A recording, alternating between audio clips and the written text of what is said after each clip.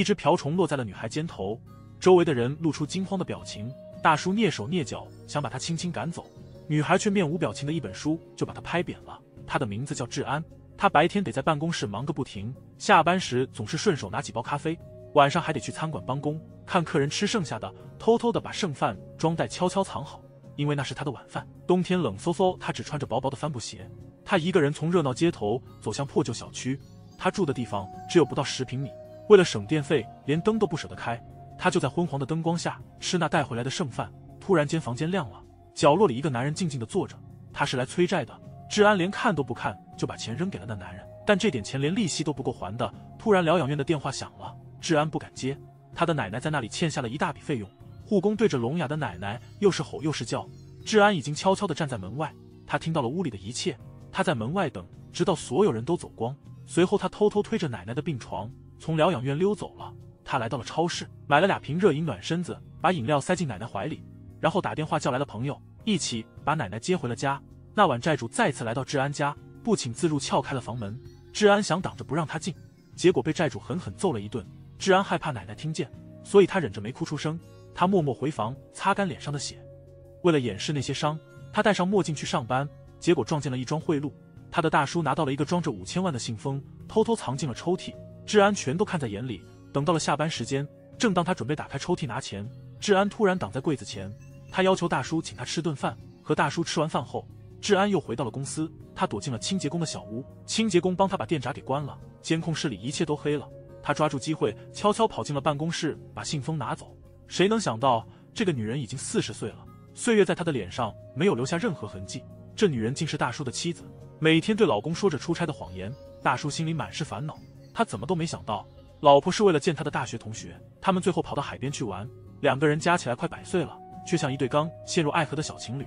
而他老婆的大学同学就是大叔的上司，上司一直想找机会把大叔挤出去，就让人送了封信给大叔，里面装着5000万奖券，哪知道被缺钱的治安给偷走了。大叔回公司一看，抽屉里的信封不翼而飞，他想到了昨天的治安，不一会儿调查科的人就把他带走了。治安担心事情牵连到自己，就把信封扔进了垃圾桶。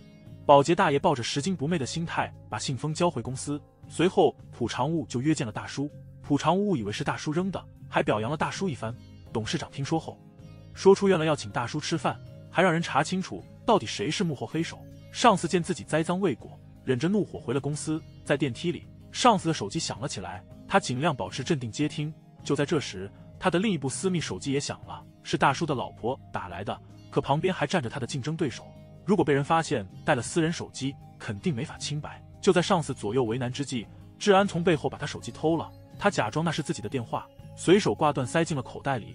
回到办公室后，上司想找治安讨回手机，却瞧见他手里拿的正是那部手机。这时他手机上跳出个新消息，上司束手无策，只得悻悻返回办公室。治安分发文件的时候，看见大叔老婆的来电，他看那号码怎么那么眼熟，果然是上司手机里存的那个。他一下子就懂了，原来这部手机有他的秘密。怎么一个普通职员一夜之间就能发大财？治安虽然在公司只是个小角色，偏偏就发现了上司的隐秘。下班时，他借给上司买东西为由，巧妙地把手机还他，然后直截了当地问上司，手机里的那个号码是不是大叔老婆的，是不是在和大叔老婆有一腿？上司那异样的眼神让治安更加确信了他们的关系。治安刚要离开，上司却叫住了他。治安跟上司说，他能帮他解决掉竞争对手和大叔，但要价1人1000万。上司知道治安不是吹牛，所以他答应了。于是治安发信息约大叔吃饭，吃完饭之后2人各奔东西，但治安又悄悄折回，偷偷尾随在大叔后面，一路跟到大叔家，看那楼层的灯一层一层亮，最后定格的楼层就是大叔家，然后还通过信箱查出了他老婆的公司地址。第二天治安借送文件给朴长务之机，悄悄放了录音笔进笔筒里，但反窃听警报突然响了，没办法了，现在得从大叔这儿下手。下班时，大叔和治安一起坐地铁，车厢里人挤人，2人紧靠在一起。治安趁机摸出了大叔的手机，偷偷装了监听软件，从此大叔的行踪全都被治安所知晓。治安偷听到朴长务和大叔密谋，他们竟然要联手对付上司，还听闻朴长务明天有个大会，但今晚得先去 KTV 见个神秘人物。治安让朋友做探子尾随，打扮成送餐员的模样，机智地摸清了他们的包间，然后治安关闭了总电源，包间里一团糟。然后外卖员又换上了服务员的衣服，趁混乱溜进了房间，偷偷在他们的杯中滴了安眠药。之后2人合上电闸迅速离开。朴长武回到房间里，没有防备就喝了那杯酒。第二天他迷迷糊糊的醒来，发现自己躺在不知道哪里的海边。今天本是见中国客户的日子，但被放了鸽子。中国客户生气的解除了合作，高层得知此事，决定急了朴长武的职。同时上司收到了治安发的短信，提醒他准备好1000万现金。治安一直跟在大叔后面。大叔好奇地问他跟踪啥意思。治安突然亲了大叔一下，大叔还没反应过来，治安已经转身离开，只留下大叔愣愣地站那儿。这一切都是治安的精心安排，他让朋友偷拍了那一吻。第二天照片在网上疯传，被蒙在鼓里的大叔还在问女孩为啥这么做。大叔责怪了他一番，却不知自己的名声即将垮掉。按之前的协议，不久治安就收到了1000万奖金。他拿着钱找到了债主，坚持要债主开具收据。治安的强硬态度让人不爽，债主一气之下打了他一顿。治安带着伤痕回了家，脚步沉重，彷徨无助。他辛苦照顾着奶奶，奶奶看着治安脸上的伤，着急的追问是不是那个家伙又来找麻烦了。治安用手语回应奶奶的问话，那家伙不是被我解决掉了吗？幸好治安已经要回了收据，他带着骨折的手指还得坚持工作，为了省点医药费，他只能用创可贴将伤口草草包扎。2个同事瞥了一眼照片，开始对治安指指点点，他们还故作姿态模仿当时治安踮起脚尖的样子。治安听见了，赶忙躲到角落给朋友打电话，让他把所有照片都删了吧。他没想到那个大叔那么不食人间烟火，手指伤得太重，治安只能去药店买药。医生看着治安脸上的伤和断了的手指，又瞥了一眼旁边的那个男人，然后在纸上写了句需要帮助吗？治安惊讶地抬头看着医生，看着满是伤痕的治安，朋友也在旁边劝他别太透支自己。治安没吭声，只是默默地望着那广告牌。成年人的世界真是不易，为了还清债务，即便手指断了烧还没退，治安还是得坚持打工。但终于因为太累，他在工作时摔倒了，同事们都惊呆了，只是看着，幸好有人赶紧上前帮忙。治安费尽全力又爬起来继续干活，那个大叔就那么静静地坐着看着治安。下了班，他去超市买了瓶酒，靠它来减轻疼痛。正好碰到大叔也在买东西，他站起身走到门外，大叔出来对治安说生病了就得吃药。治安好像没听见大叔的话，继续目无表情地喝他的酒。回到家他还得照顾瘫痪的奶奶，看到奶奶睡在窗户边，急忙把她拉到里面，他怕奶奶会着凉生病。奶奶跟治安说他只是想出来赏赏月，就让治安的哥们儿帮忙挪了挪他。但那窗户小得很，啥也瞧不见。治安走到超市里，随便抓了点东西，趁周围没人，推着购物车飞快地跑。谁知道过马路时差点被车撞，这一幕恰好被大叔目睹。治安没多说啥，从地上捡起东西就往家赶。大叔看见治安掉了个东西，捡起来跟了上去，治安却没听见。大叔一路小跑跟着，追到小巷子的时候，看见治安正费劲儿推购物车，他忙不迭地帮了忙，结果车里竟然还有个老太太，大叔吓了一大跳。奶奶对大叔还挤了个眼笑呢，大叔帮着把奶奶搬了下来，治安就这么推着购物车走了，连声谢都没说一下。治安把奶奶推到能清楚看到月亮的地方，奶奶看着那圆溜溜的大月亮，终于笑了。奶奶问治安那人是谁，看着挺不错的。他告诉奶奶那是公司的同事，还说做个好人其实挺简单的。推着奶奶回去的时候，发现大叔还没走，大叔一步一步地背着奶奶往上走。治安看着他的背影，心里头暖洋洋的，把奶奶安顿好。大叔没吭声就要走，治安也跟到门外，他想跟大叔道个谢，可就是说不出口。大叔却告诉治安他挺懂事，这话像冬日里的阳光，暖进了治安的心窝。从此治安对大叔看法不同了，这姑娘在公司只是个小透明，性格内向，同事们都不太待见她。这天下班后，同事们准备去聚餐，大叔看出治安想溜回家，走上前热情地拉他一起去，发现治安的碟子空空如也，马上吩咐手下递过去一大盘。对面的女同事却皱起了眉，开始找治安的茬。治安淡定的回应，难道帮忙不就是为了赢得好感吗？要是这点小事都让人家抢先了，你还能拿什么去取悦别人呢？这时候老板带着人走进来了，大家都赶紧站起来迎接。跟班故意找事，让大叔给大家续杯。平和的大叔也只能乖乖照做，看着那位大学师弟，大叔还得低头哈腰给他服务。旁边的同事都看不下去，饭后老板准备告辞，结果被一个下属挡住。他直言不讳地批评老板，说作为大叔的学弟，起码私下里得尊称一声前辈。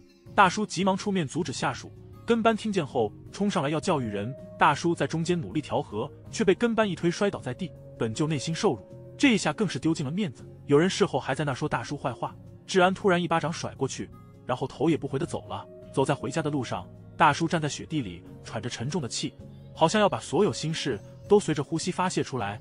治安也感受到了大叔的沉重，大叔看看四周的冷清，心感茫然，终于瘫倒在雪地。他不愿意再站起来，就那么躺着深深叹息。治安耳机里没有了声音，他拼了命地跑向大叔。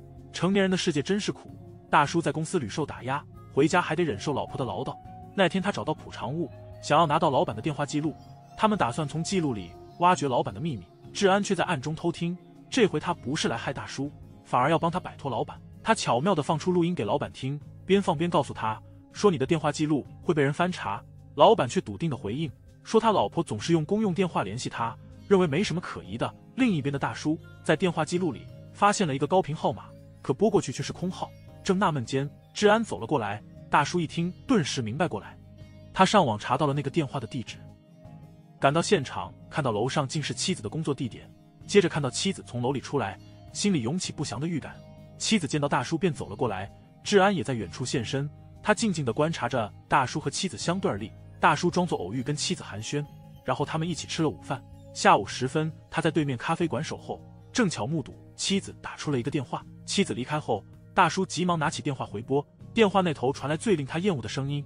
晚上他沉重的心情下回家，却偶遇妻子进入了一家酒店，紧随其后的竟是他的上司。为了进一步的确认，他拨打妻子的手机，同时又呼叫了老板的号码。结果听见妻子手机那头响起铃声，大叔的心在那一刻支离破碎。回家后，他在沙发上坐着，久久无法平静。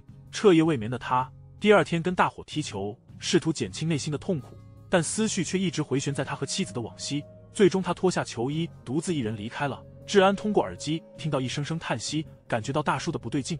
他掏出了手机，定位显示大叔竟然在河边的大桥上。他心里一紧，害怕大叔想不开，便急急忙忙地下车向大叔的方向跑去。如果你发现了妻子和上司之间的秘密，你会当众揭露他们吗？来看看大叔会怎么做。那天大叔来到了会长的露营地，会长看见他也是一脸的惊讶，问他怎么会来这里。上司眼里露出了恐慌，他怕在会长面前大叔会揭露他的丑行。大叔直直地盯着上司，脑海中浮现出他和妻子的种种画面，眼里满是愤怒。上司不敢和大叔对视，就起身开始收拾东西，想离开火堆。收拾东西时却不小心摔进了雪地，最后还是大叔开车送他去了医院。在医院，大叔要求上司和妻子悄无声息的分手，同时保守这个秘密，不让妻子知道他已经知情，不然他就完了。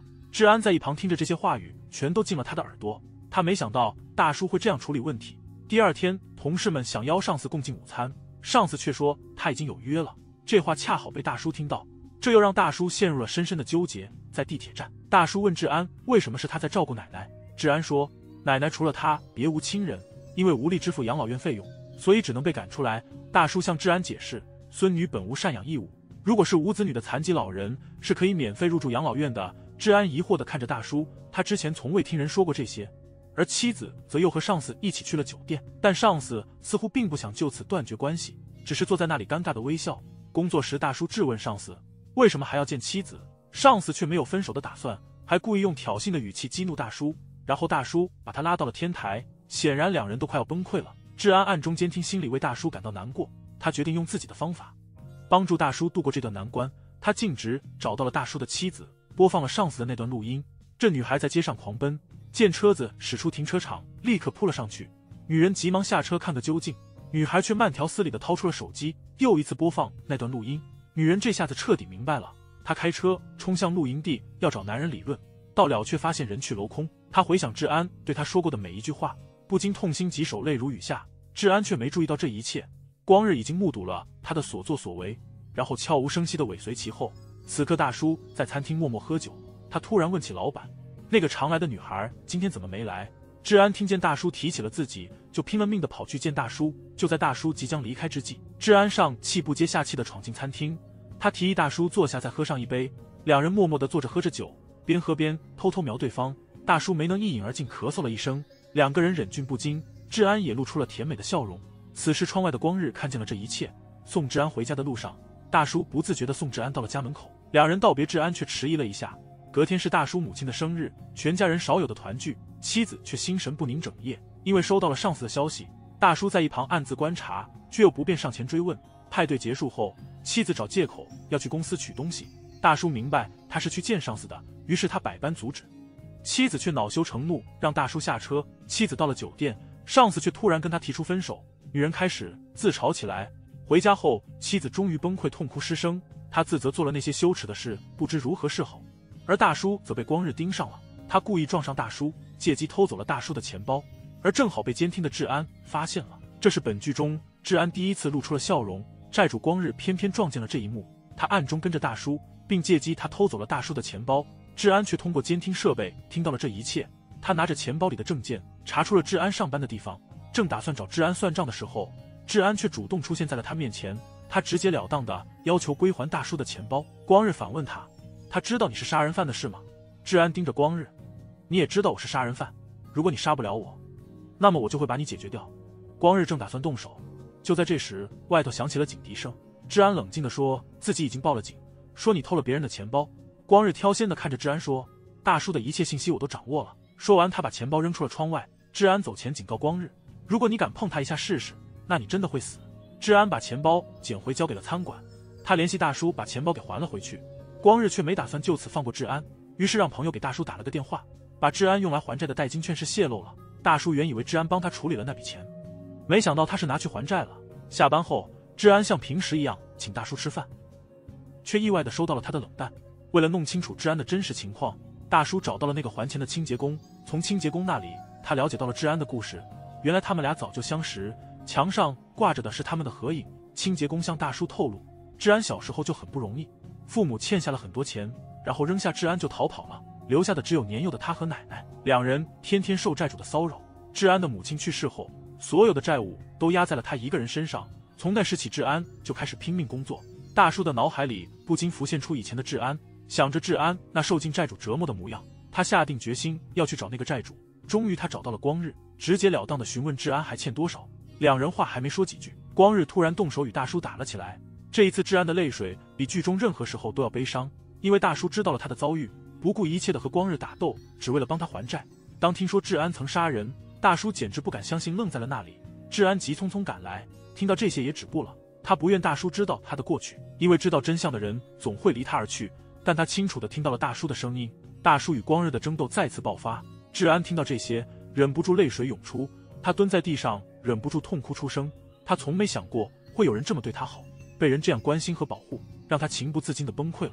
此刻大叔和光日经过一番激战，从楼梯上滚落了下来，看着光日爬起身走了，大叔不放弃地继续追问治安欠的债，光日却一言不发向楼上走去。大叔的兄弟们得知情况，紧急联系了众多朋友前来支援。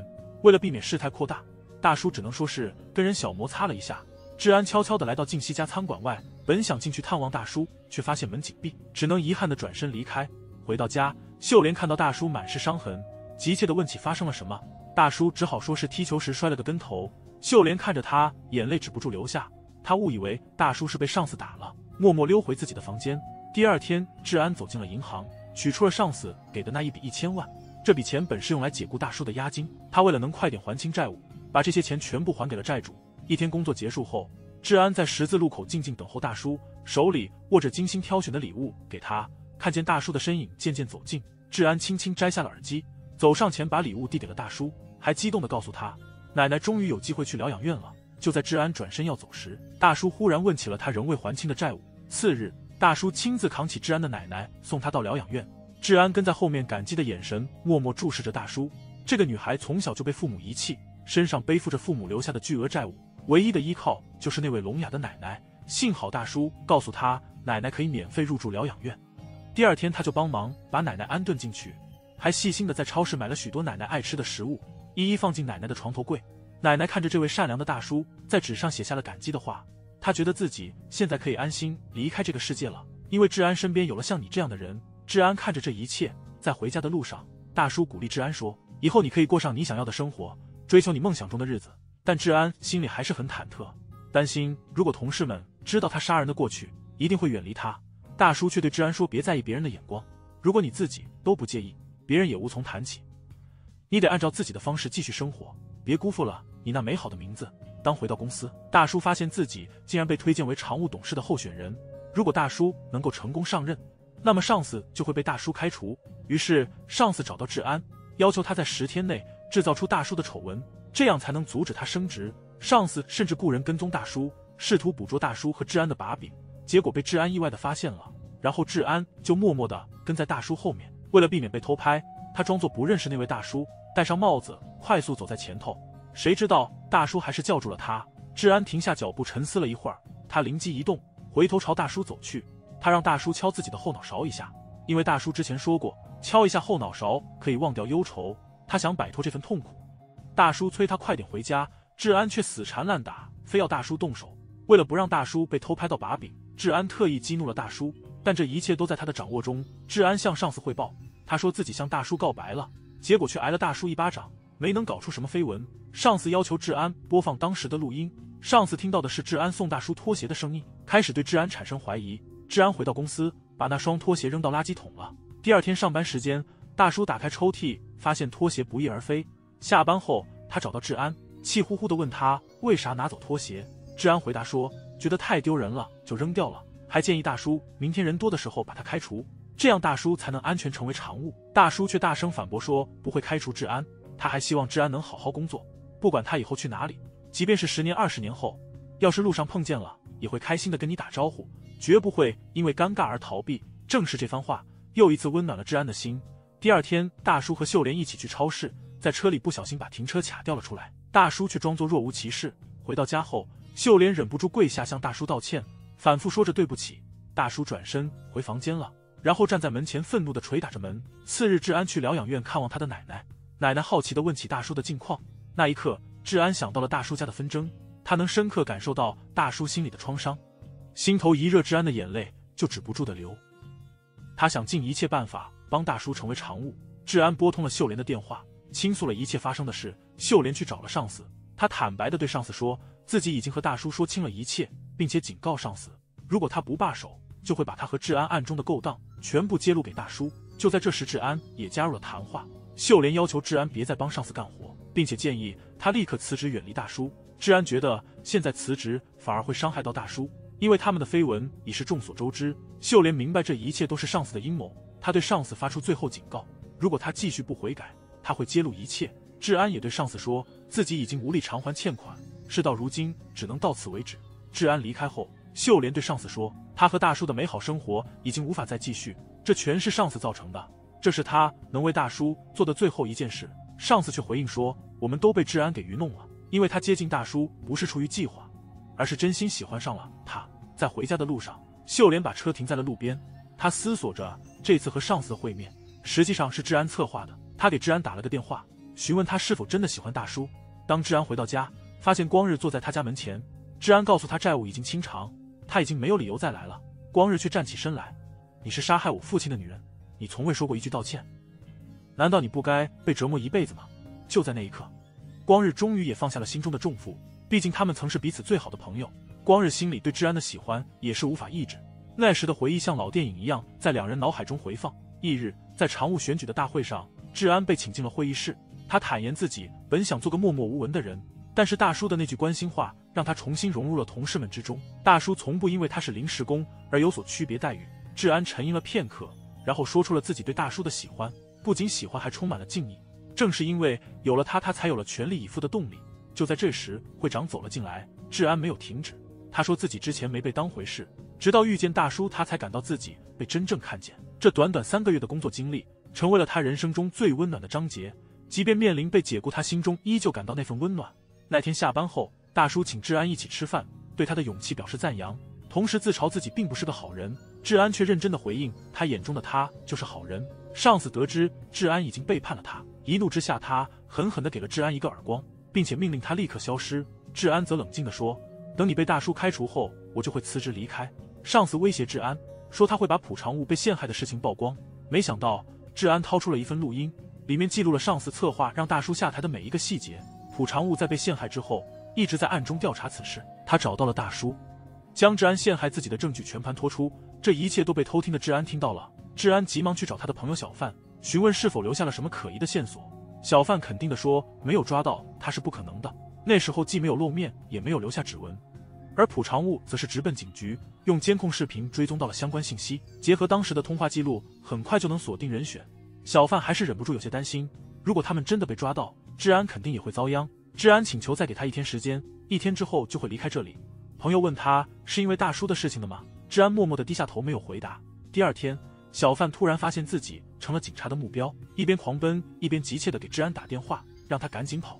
同时，光日带着人搬走了小贩的电脑。治安本来打算等到大叔升职成功后再离开，但现在时间已经不允许了，他只得给大叔发了最后一条消息。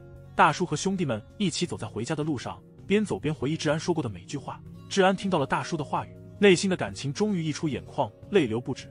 第二天一大早，治安整理好行李，决然离开。面试会上，有人拿出治安的简历，大家挑剔。他们对大叔发问：知道他的过去，你为什么还要雇他？大叔觉得治安并没有错。治安听到大叔的辩护，泪水再次止不住的流淌。大叔会议结束后发现治安没来上班，打开抽屉，发现治安新买的拖鞋静静地放在那儿。他急忙起身，四处寻找治安的身影。大叔顺利成为了常务代表，同事们都在为他欢呼，但他的目光却一直在寻找未出现的治安。下班后，大叔把自己升职的好消息发给治安，他等待着治安的回复，却始终等不到任何消息。他按捺不住拨打了治安的电话，电话那头却传来了号码不存在的提示音。大叔呆立当场，他不知道治安究竟去了哪里。他赶到治安曾经居住的地方，只见房间空荡无人。他又去找清洁工询问治安的下落，清洁工大爷告诉他，治安从不是那种多言的人。第二天上班，大叔心神不宁，他想起治安的奶奶在疗养院，便拨通了疗养院的电话。调查过后，他发现只有奶奶在那里，而治安并没有来过这里。大叔来到静熙家，一遍遍拨打电话，治安就像消失了一样，音信全无。静熙轻声对大叔说，今早他看到了治安，治安却一言未发，只是默默站着，过了会儿才悄然离开。治安在远处听到这话，脚步不由自主地停下。大叔一路沉思着回家，手机铃声突如其来的响起，来电是个生疏的号码。大叔没多想，直接挂断。脚步未停，那号码又来电了，接通后是治安熟悉的声音。大叔急切地问他现在何处，治安告诉他他在另一个城市工作。大叔听后怒气冲冲，即使想离开，至少应该告个别。治安心知自己没提前辞职是不妥的，但辞职了也没人会为一个杀人犯送行，他已厌倦了那些非议和指责。大叔忽地说了声对不起。治安回应说，你是唯一好过我4次的人。就这样，两人暂且道了别。治安挂断后又戴上耳机，耳边回荡着大叔的沉重脚步和叹息，他无力地蜷缩在电话亭，泪流不止。当日警方终于抓到了小贩，他手机里的最后一个通话记录是治安的。普常务找到了大叔，在他手机里发现了监听器，却并未急于取出，而是让大叔用这个监听器一举端了他们。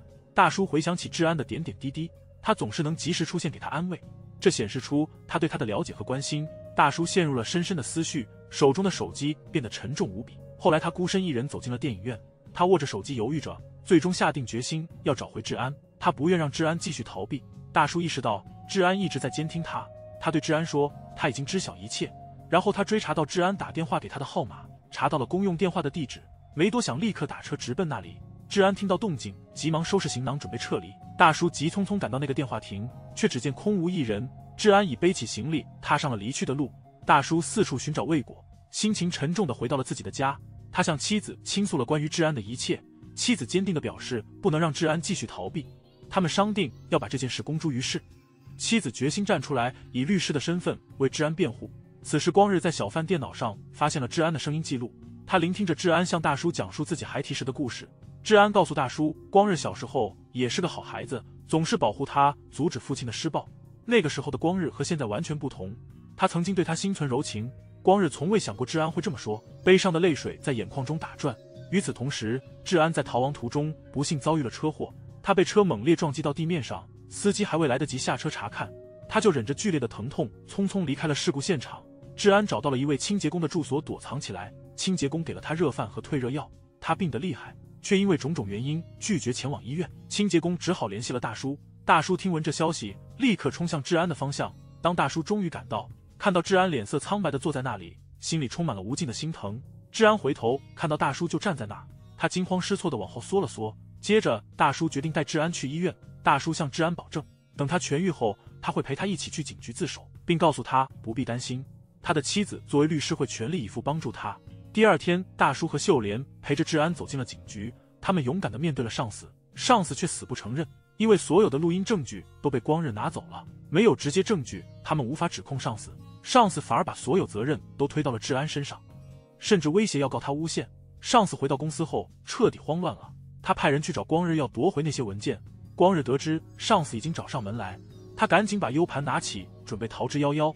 他逃跑中偶然发现路边的快递店，光日赶紧把所有 U 盘都邮寄给了大叔。大叔在办公室收到了包裹，打开一看，里面装满了那些关键的录音文件。光日独自一人在街上漫步，脑海里不断回放着治安的话语。大叔毫不犹豫地把这些文件交给了警察。面对这些铁证如山上司，也只能束手就擒。